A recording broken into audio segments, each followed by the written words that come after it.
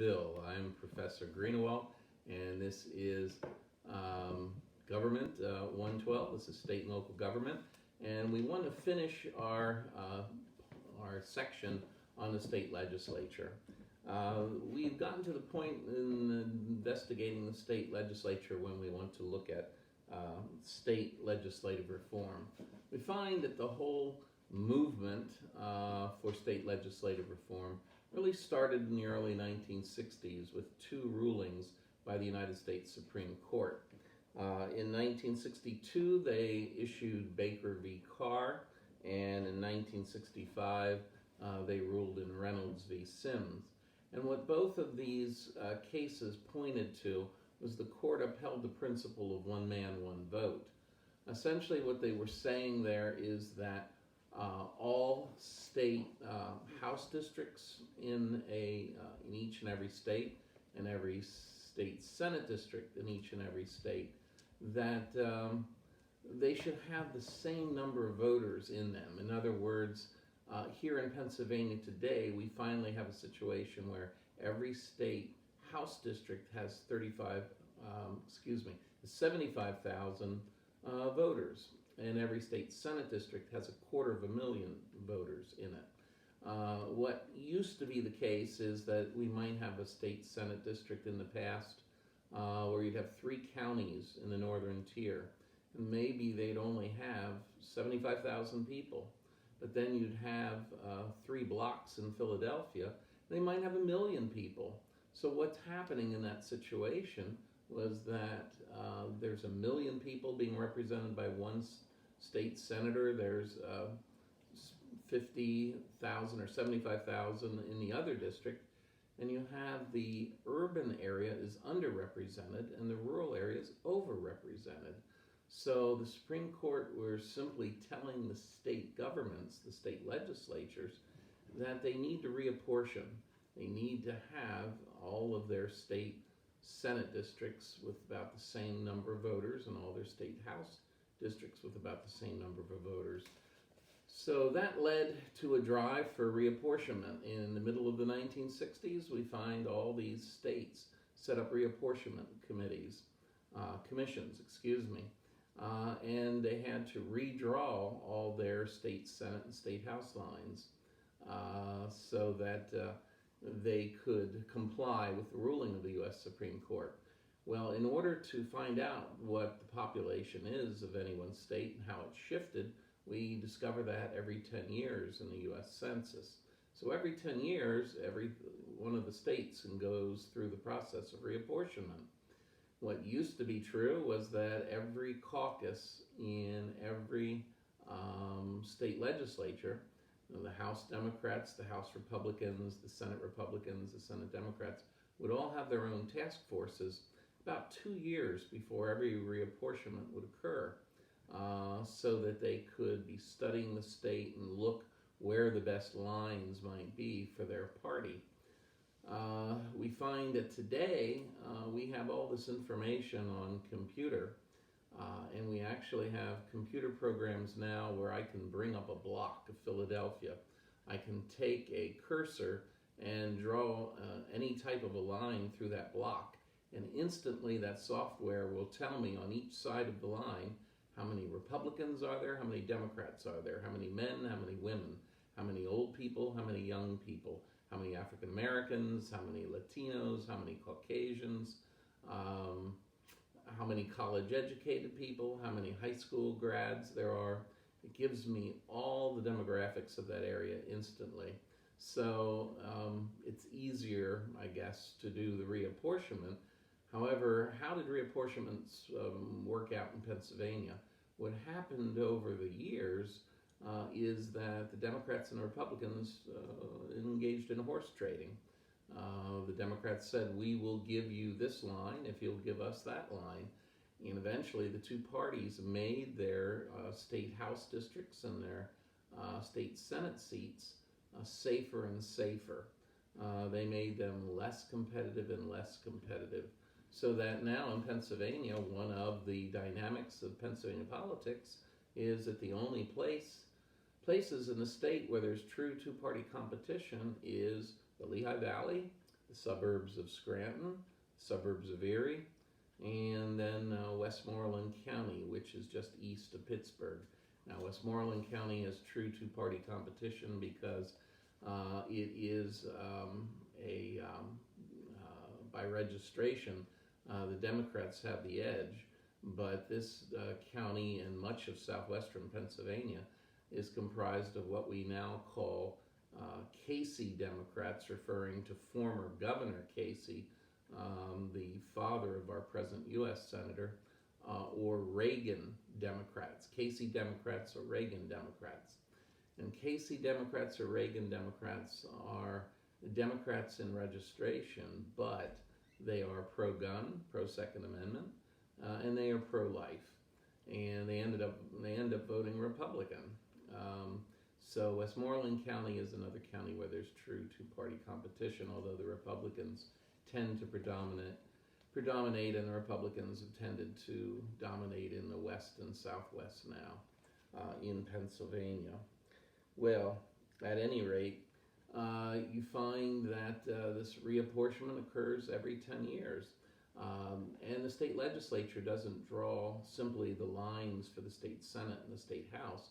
They also draw the lines for the state's congressional districts. So we had these two U.S. Supreme Court rulings kicking off this era of reform in state legislatures, and this was compounded and strengthened by the whole episode of the Watergate, and that added to the situation. Well, another thing that occurred in the 1960s was the joining together of the two groups that we talked about before that study state government. We had the National Conference of State Legislatures, which is in Denver with a satellite office in Washington, D.C. We had the Council of State Governments, which is based in Frankfort, Kentucky. The Council of State Governments publishes a monthly magazine called State Government, and the NCSL, National Conference of State Legislatures, they publish a monthly journal or magazine called State Legislatures. And they, as I said, they have a satellite office in D.C. Well, you find that they joined together to create something in the mid-1960s called the Citizens Conference on State Legislatures. There was a widespread belief that state legislatures were not effective, they were not doing their job at this time. So these groups joined together and they formed this temporary group, the Citizens Conference on State Legislatures, which was comprised of a small group of highly respected and very competent individuals in each one of the states. So we had 50 different task forces, one from every state, and each task force in each state spent a year studying the operations of its state legislature. So after a year, we had 50 reports on the 50 state legislatures. That was wonderful, that was useful. And then we took all 50 reports and combined them into one report on the overall state of state legislatures across the country. And lo and behold, our worst suspicions were confirmed. The report does state, quote, that state legislatures were proven to be, quote, ineffective sometime governments. Ineffective sometime governments that played almost no role in the development of state policy. We find that the report went on to say that most state legislatures were not representative of their state. They met too little, they met infrequently. They experienced a high rate of turnover, such a high rate of turnover that the legislators were far too green, far too inexperienced. They didn't have a good organizational memory of their legislature. They didn't have a good knowledge of the issues of the day. And lastly, number 4, they depended almost exclusively on lobbyists and almost exclusively on the governor for all their information. So therefore, these reformers called for all state legislatures to embark on 7 new initiatives. Number one, they said that session time needed to be increased. We need to spend more time on task. Secondly, they said legislative staff needed to be expanded so that legislators wouldn't be so dependent upon the governor, for example, for information. Number three, they believed that legislative facilities needed to be improved. If legislative staff was going to expand, you needed to have room for that extra staff. Number four, legislative pay needed to be increased to attract more competent people and people from all walks of life. Number five, there was a belief that sunshine legislation needed to be adopted by all the states. Now, here in Pennsylvania, we have a very good sunshine law, but it's a few years old. It was actually written and sponsored by my old boss, Senator Jubileer.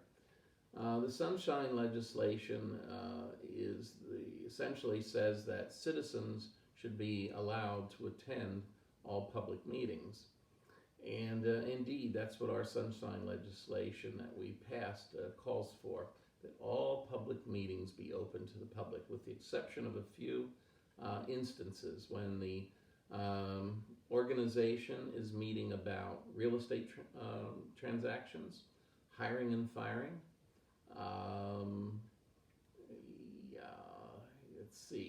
If they were meeting about lawsuits, or if they're getting information from an outside expert, people are allowed to, the average citizen can be barred from the meeting and the meeting can be kept private, but only under those few circumstances. But the Citizens Conference said that all states need to have a strong sunshine law. Here in Pennsylvania, our sunshine law is quite good, as I said, with the exception that sanctions need to be updated. When the bill was originally wrote, the monetary penalties were considered severe. Today, they're not as rigorous, not as formidable. So we need to increase those penalties, perhaps. Number six, the Citizens Conference said that all the states need to improve legislative budget procedures. Legislative budget procedures need to be improved to provide greater oversight of the executive branch. Number seven, every state should adopt new ethics and conflict of interest statutes. So those were the 7 things, and they're on one of your slides, that the Citizen Conference said needs to be done. You know, it's interesting because here in Pennsylvania, during the last generation, the last 30 years, we have done each and every one of those things. All 7 of those recommendations has been taken up and adopted. You find that Pennsylvania is not alone in that. Several other states have done similarly. But we find that the National Conference of State Legislatures takes a poll once every 2 years on citizens' confidence level, their satisfaction with their state legislature. And we find that in the early 60s, you find that, even today, the people were unhappy with their state legislature. But even though many state legislatures, such as Pennsylvania, have done all those 7 things the Citizens Conference recommended, people are more dissatisfied today with their state legislature than they were then. How can that be? Well, that is the result of 3 major things happening. One is negative campaigning. We all say that we hate negative campaigning, and I believe we do. But yet it still continues. Why? Why? Because it works. We find that we've different psychoanalysts and psychologists, neurologists who've applied different headsets to voters and are recording brain activity just before a person or just as a person is voting. And interestingly enough, we find that when a person is in the process of finally pulling their lever for or against someone, pushing the button for or against someone, that the last thing that a voter thinks of is a negative piece of information. Maybe that is why negative campaigning continues to work, even though we prefer not to be exposed to it. Secondly, gridlock in government. What we're saying here is unless one party controls all the levers of power, that the two parties will be able to stalemate each other and nothing is accomplished. We have that right now in Harrisburg. We have a executive branch, a governor who's a Democrat, and the state legislature that's controlled by the Republicans, both in the Senate and the House. You actually need all three of those levers to ensure that something would be done. But even when that situation occurs, you find that in the last Republican administration, for example, we had all those elements in place, and yet the governor, the president pro tem of the state Senate, and the Speaker of the House and the Majority Leader of the House, they didn't agree with one another. They didn't agree on what the primary policies should be, when they should be acted upon, or what should be done. Consequently, little occurred, much to the chagrin of the people of Pennsylvania. But we need to get away from this gridlock in government. Lastly, we also suffer from recurrent scandals. We find that over and over and over again, state legislatures fall into some incident of corruption, one type of corruption or another. Example would be when I was in graduate school, we had Koreagate. We had South Korean lobbyists buying the votes of state legislators in South Carolina. And they were being sold very cheaply. They were being sold for several $100s, $400 to $500 in Columbia, South Carolina. It's pretty pathetic when we think that, oh my, you guys, my students are rich enough to have bought state legislators at that time. But that was one scandal. One of the most famous scandals in Pennsylvania history, above and beyond the scandal involving Governor Shapp, where you have over 23 members of his administration, almost all from Philadelphia Democratic machine. They were all under indictment or prosecution at one time or another. We find, however, we have to go back to January of 1987 for the situation with Bud Dwyer. Bud Dwyer had been a former state representative, state senator, and at the time in 1987 he was the state treasurer from Mercer County, I believe, from the northwest of Pennsylvania. And we find that while he was in office, he had criticized, for example, Governor Thornburg apparently had used a state limousine, apparently, to transport his students, his children, to and from a boarding school. That was supposedly the story, and Bud Dwyer supposedly reacted negatively to that. Well, it seems from that point on that Bud Dwyer had problem after problem. I don't know if the two go together or not, but we find that Bud Dwyer ended up being subject of an investigation in the CTA scandal, the Computer Technology Associates scandal. That was a company from California that apparently was willing to trade. If you gave them a government contract, they would give you a large campaign contribution. And this CTA scandal was involving Republicans and Democrats across the state capitol. Bud Dwyer was concerned about losing his pension for his family. So eventually he calls a press conference in the Treasury building, and you find that he meets all the reporters. It goes on to live TV at 10 o'clock in the morning, and when he opens his briefcase, he pulls out a gun. We find that, and I know some of the reporters who were there were horrified, and they started to run out the door, and he said, "Relax, I'm not going to hurt any of you."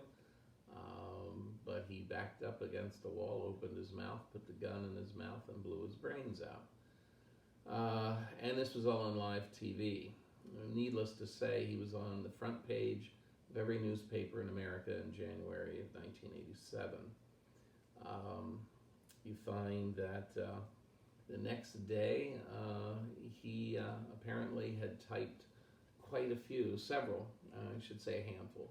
He typed a handful of letters, single-spaced typing, and sent them to a variety of associates and friends around the state, laying out his argument that he was innocent. And this was one of Pennsylvania's greatest scandals because of the high profile of everything that went on. This particular scandal ended up placing one of the strongest and one of the most beloved politicians in the state in jail, Bob Asher of Asher Candies in Montgomery County. He's the chairman of the Republican Party of Montgomery County, and had been at the state level as well. He ended up being prosecuted under this particular scandal as well, and going to jail for a period of time. And yet we, to this day, cannot be sure that Bud Dwyer or that Bob Asher were guilty. There was a documentary film done about this situation several years ago. You can probably access it on YouTube, and it was shown in several theaters in the area. I think the gentleman from the West Shore made this documentary. But the people of the state are tired of scandals. We want to have a well-functioning, efficient, and non-corrupt state government and state legislature. Well, as we come down towards the finish line for this particular presentation, we need to go and turn then to Alan Rosenthal. He's the former director of the Institute of Politics at Rutgers University, and you find that he has an interesting idea that involves something called congressionalization. He believes that all the state legislatures have over time been looking more and more and more like mini Congresses. Why?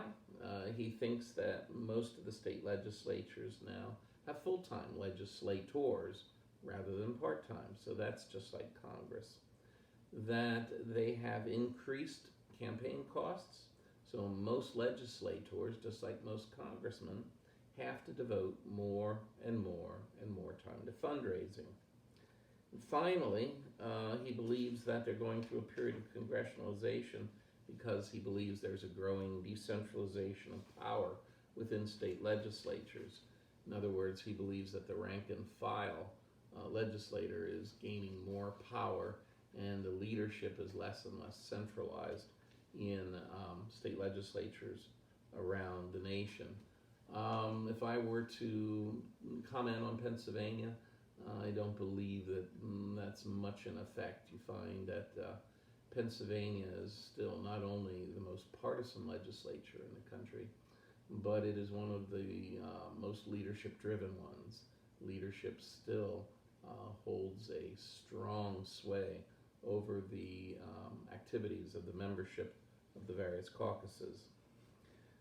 Well, I find that Rich Jones serves as the Director of Legislative Programs for the NCSL, for the National Conference of State Legislatures. That shouldn't read National Congress of State Legislatures. That's a typo. I apologize. It should read National Conference of State Legislatures. And he categorizes all state legislatures into three types, and it's based on the following items. How much time does each legislature spend in session? How much turnover is there of the legislators themselves and of the legislative staff? And lastly, what is the legislative compensation for our lawmakers? He looks at these three things, and based on those three variables, Jones comes up with three categories for state legislatures, and he can categorize all of our state legislatures into one of those three categories. He says we either have full-time professional legislatures. He says there are 9 of them. Those full-time professional legislatures are the following. They are Massachusetts, New York, New Jersey, Pennsylvania, Ohio, Illinois, Michigan, Wisconsin, and California. Those are the 9 full-time professionalized legislatures. He says that these legislatures are found in states that are more urbanized, that are more heterogeneous, and that have a large population. So those are the full-time professionalized legislatures. Then he said we have part-time citizen legislatures. They are in states that have small populations. The states are primarily rural.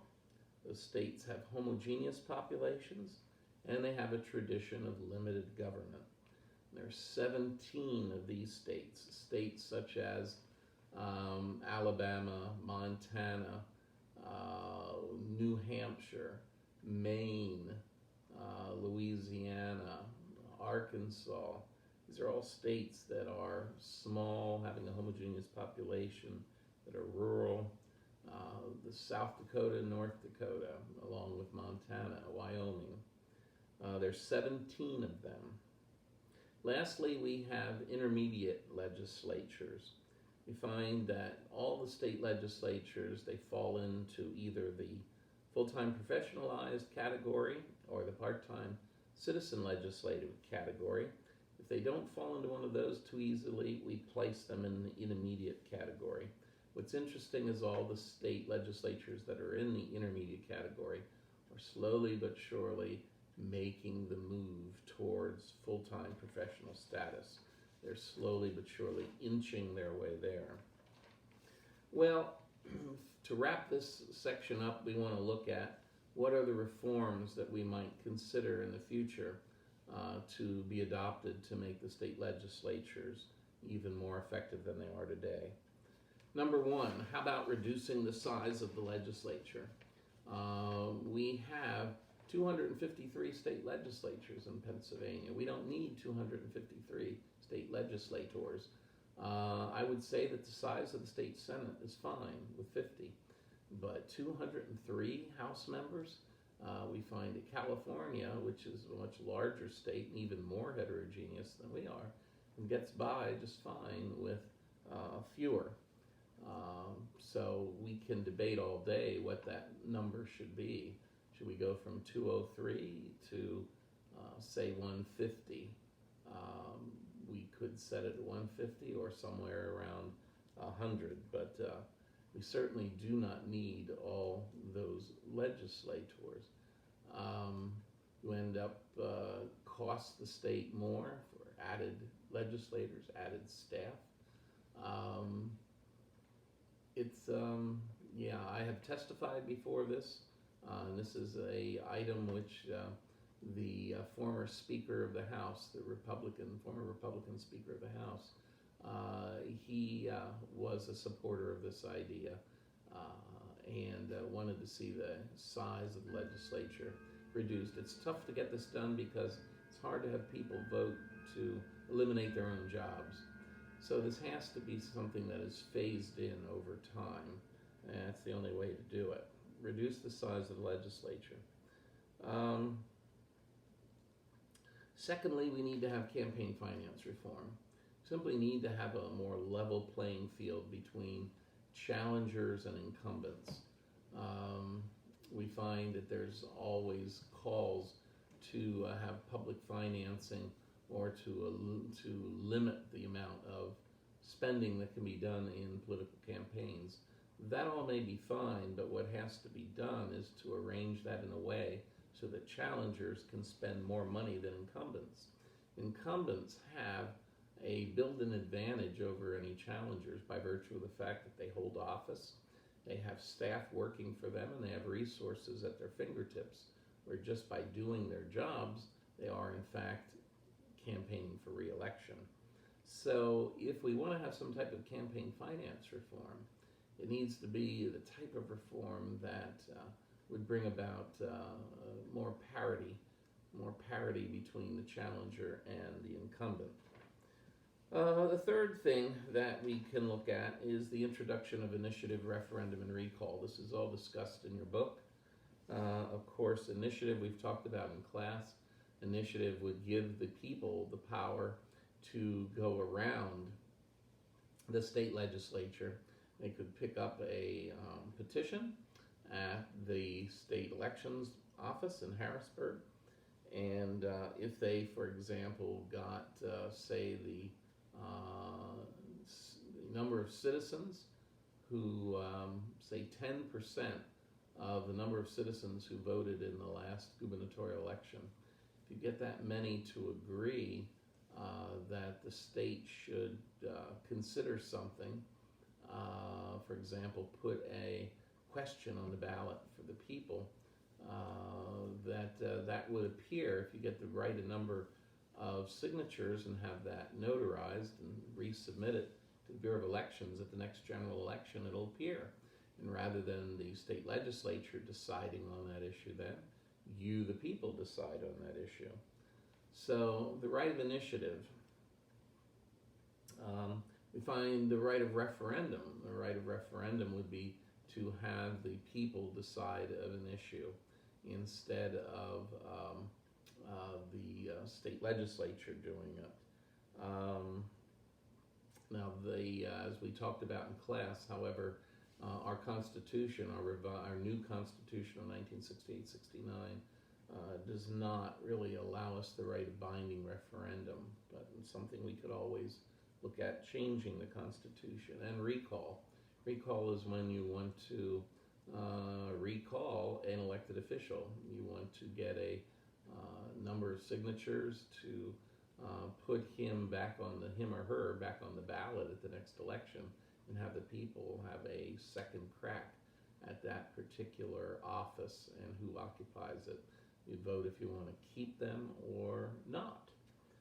This is, of course, how Gray Davis lost this count in California as governor during the electrical brownouts. This was the way that Arnold Schwarzenegger found his way to the governor's office in Sacramento. Initiative, referendum, and recall. We find that Tom Ridge, when he was announcing his campaign for the governorship, and he did it at the Hershey Motor Lodge, almost over a year and a half before the election. He was one of, I think it was the earliest pronouncement we had at that time that someone was seeking the governorship. He pronounced and proclaimed that we would be doing government business different under his regime if he were to be successful, and he would give the people of Pennsylvania initiative, referendum, and recall. Well, that didn't happen in his first term, and I, for one, thought he was just keeping his powder dry, and he was waiting to be reelected so he didn't have to run again, and in his second term he would really push hard for these three items. Well, I guess he found out and discovered that the majority of legislators didn't like those three things, so he refrained from pushing in his second term and never did do that. Number 4, wouldn't it be great to have a question period? I've talked about question period before, like we have in any parliamentary system. In question period, you find that the prime minister, the head of government, is actually also a member of the legislature, because the prime minister is the head of the majority party or majority coalition in the House of Commons, in the Parliament. And you find that in question period, for example, in Great Britain, every Wednesday morning, the current Prime Minister, Boris Johnson, the Conservative, has to stand at his dispatch box in the House of Commons and accept questions from all the different political parties, and those questions are rotated to him by the Speaker of the House. You find that this generally leads to exciting exchanges, leads to the development of better oratorical skills among our legislators. but we find that this leads to a greater accountability for the executive branch of any government, that they know they're going to have to face this kind of examination. And it creates greater interest in government as people can watch the back and forth. Certainly there was great back and forth between, for example, Boris Johnson and Jeremy Corbyn, the outgoing Labour leader in Great Britain. There are many people that believe that why shouldn't we have a question period in state legislatures?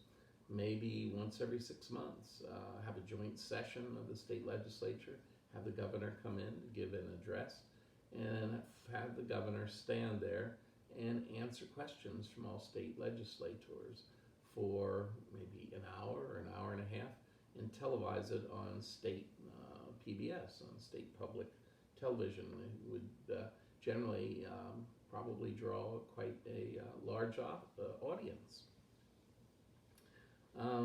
We find that there were a number of people that have liked this idea at the state level and at the national level, thinking, why can't we do this in Congress and have the president come in maybe once a quarter, once every half year, even once a year, and just to accept questions from the legislators. Lastly, and the last thing that we could do to reform the state legislature would be to introduce NOTA, which stands for none of the above. Arizona is the only state that has none of the above. Nevada is the only state that has none of the above. Arizona's been considering it. And you find none of the above means just that. You do not have to vote for the lesser of two evils. None of the above means that on every election involving individuals, you don't have to vote for any of the party nominees. You can vote for none of the above. If none of the above wins, then that political party that received, if none of the above wins, both political parties, depending on the state and what their rules and regulations are, must within 2 weeks to 2 months come up with brand new candidates. They may not recycle the same candidates. They have to come up with new candidates to run for that office. And then whoever wins that election would be the winner. Now, the criticism of NOTA is that NOTA would win every election.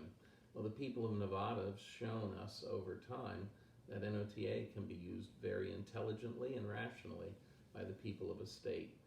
NOTA has only won twice, I think, in over 30 years of use in Nevada. So to say that it would be abused and would win every time just isn't correct. I think there are many reformers, myself included, who would love to see the presence of NOTA on many state ballots. But these are just a few of the major ideas on how we might reform state legislatures for the future. You might have some of your own ideas. Of course, there are other ideas in your texts and your readings. If you have any questions on this, give me a call, send me an email. I'd be happy to try to answer them.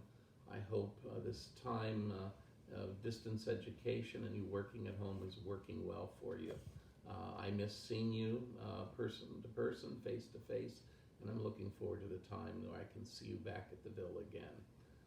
Signing out for this section of material, we'll be back in a little bit with the judiciary branch. Done. Finally. That was